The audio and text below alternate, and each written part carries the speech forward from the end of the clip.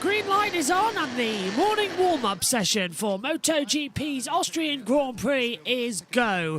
And there's a lot of talk this morning as well. 4 hours after the sprint race aired, it was announced that Jorge Martin has been given a long lap penalty to serve in the main Grand Prix for contact with Luca Marini and the opening lap accident as well.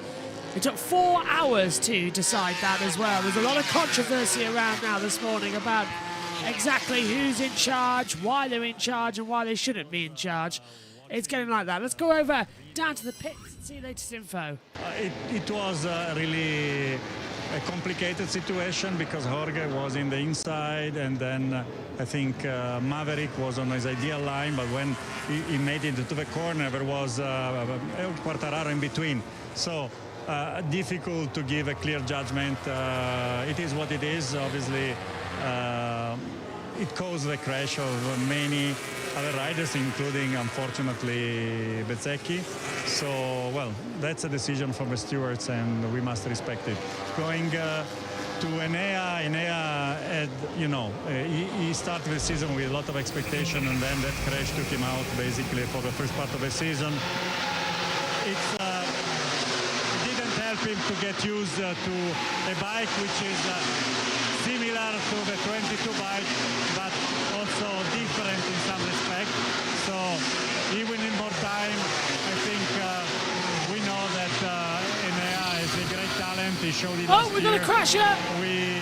It's one of the Primas. It's Jorge Martin. We're going to crash it. It's Jorge Martin at turn 1 at the Niki Lauda curve. The bike gone down. He's going to try and pick it up. Looks like he's at the exit of the pit lane as well. So it's like he's come out the corner and the bike's just flipped him over. He's abandoned the bike. Local yellows are out. Let's take a look how he did it then. So he's the first rider in. Oh, it's in the long lap penalty area. So he's testing the long lap loop for the penalty. Picks up the bike. Oh, and that's a really unusual accident because he's slid across the track. So he's gone in the long lap penalty area. He's turned it round, he hit a bump when he come back up. The bike went right, he's turned it left, and it's just fallen over on itself. It's a really strange accident for that one to happen as well. But we had just heard from Paolo Ciabatti there as well in the pit lane to explain why he was with Simon Crowfar, to explain why that long lap penalty has now been put in as well for Jorge Martin. You can see him practicing it there as well. Let's take a look at the times then so far. It's Fabio Quartararo, 1:30, 7:07. Then it's Fabio Di Giannantonio, then it's Miller.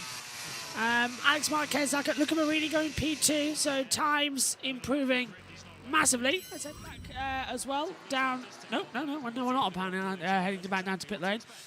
Thought we were with Simon Crowfar.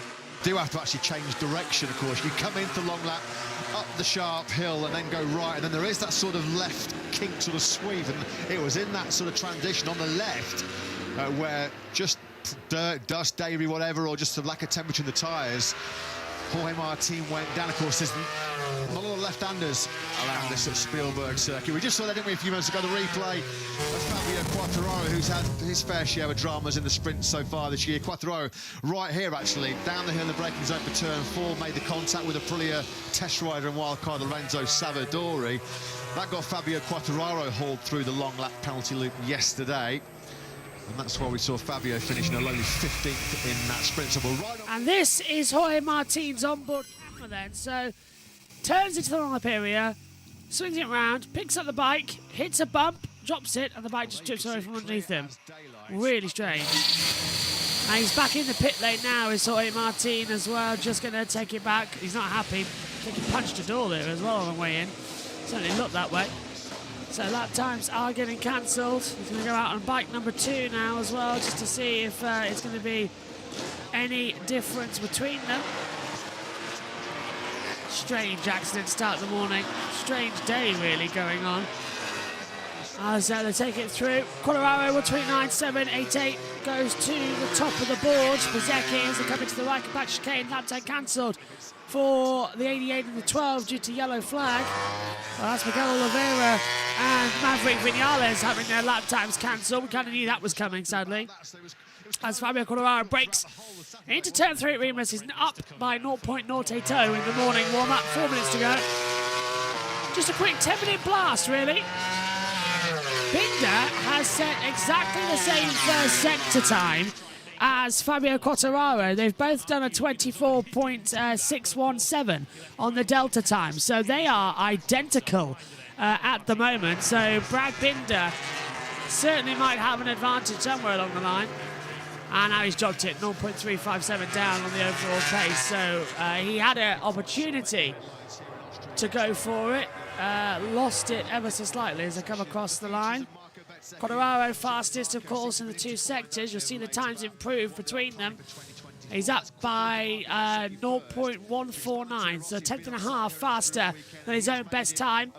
As Fabio into the last corner at turn 10, pulls the throttle back, runs up towards the line. What's the lap time then for Fabio Quartararo? Is it quicker? Yes, to 1:29.753. Love hitting the bikes up towards turn 1. There's Brad Binder, he's fifth, 1:30.148. Alex Marquez got second, 1:29.934. So Delta's improving there as they head down the hill towards the right of back chicane and 280B. And Ea Bastianini tops the session at 1:29.706 for him. Bagnaia, his teammates, got seventh. Lap time cancelled for Jorge Martin for exceeding track limits. The same for the 10 of Luca Marini. And Martin now practicing the long lap loop once again, getting out there, making sure it's okay. Ready for the race later on today. So he's practiced it once and crashed. He's practiced it a second time and got through. So ideally it should be good for Martin. I can't see any bigger problems coming his way. But Ea Bastianini fastest at the moment. Let's check in with the world feed before the end of the session. With Honda to go to LTO Honda for 24-25 with an option as well for 2026. But he also seems to have a proposal on the table, an extension of 1 year at Ducati and then for a potential switch with the Bologna factory to World Superbikes. He says, Lewis, the decision will come today. So it doesn't look like we're going to have to wait too long to find out what the 33-year-old Frenchman's plans are for 2024 and beyond.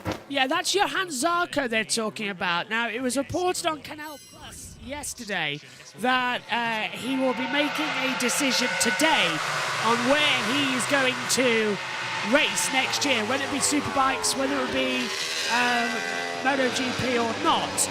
So that is expected today at some point before the Grand Prix. So we're on air practically throughout the day. So as soon as we hear any news, we will let you know. Bastianini's gone fastest, 1:29.517. The Fat Stig has just said such a weird mistake with Martin there. Still can't understand how he loses it other than dirty off-track stuff. I think you're right there. It's the off-track section that's got the problem. Martin's trying it again though. Through the long lap loop. Vinales is P4 as we take a look at the 27. Coming through Vicky Lucanoa, the 23-year-old from Spain in Valencia. Bezecchi going through, and Augusto Fernandez in there as well, as the track noise this morning, incredibly loud, isn't it? Hopefully you can still hear the microphones, because it's deafening me out with my headphones. Bastianini fastest, 1:27.517, Quartararo second, Alex Marquez third, Maverick Vinales fourth, Bagnaia fifth, that's it down to the pits. And he only needs a small one to close that gap on Pecco. I want to know if you think he can do that. And finally, I'd love to hear what you think of Pole's ride yesterday. Well, I mean, it was definitely a fantastic day for us, perform like this at the home GP. And yeah, you almost said it all. We are looking for a little bit more grip. I feel our riders are super strong and confident, and they ask for a little bit more rear grip. And front, we are really strong, but in the slipstream, you overheat the front, so it's hard. I mean, we need to get one guy really early into the front, then I think we have a chance today. But finding some rear grip is the target this morning with, I would say, even 3 different setups between Paul, Jack, and Brad, and then we're going to summarize after this session what's the right step for the afternoon. And the question about Paul, it's just super, super amazing, and we are all very impressed, and we love this boy. And yeah, he did more than we all expected, and he's such a strong fighter, and he told us he will be back once he's back, and he gave us already a little taste, and we told him, take your time, don't push in Spielberg. He said, I will push. We just tried to calm him down, but he showed his potential yesterday, and I'm so happy really mainly for him, because he deserves a result and some happiness after the big struggle he had. Pet, thank you for your time and best of luck this afternoon. Thank you, guys. Checker flag is out then. Session has rounded out, and it is Enea Bassini currently fastest, but Fabio Quartararo is 2/10 down in the third sector as he comes across the line. Thought he might have a little bit of a chance to jump over the top, doesn't. 1:29.630, a tenth off the pace of Enea Bastianini, who has topped the session. Jack Miller's had a lap time cancelled due to exceeding the track limits, as you can see on the bottom of the Delta screen. So, interesting cause and effect there going on as we're in this warm-up session. Viñales flying through, computers estimating him to go P5.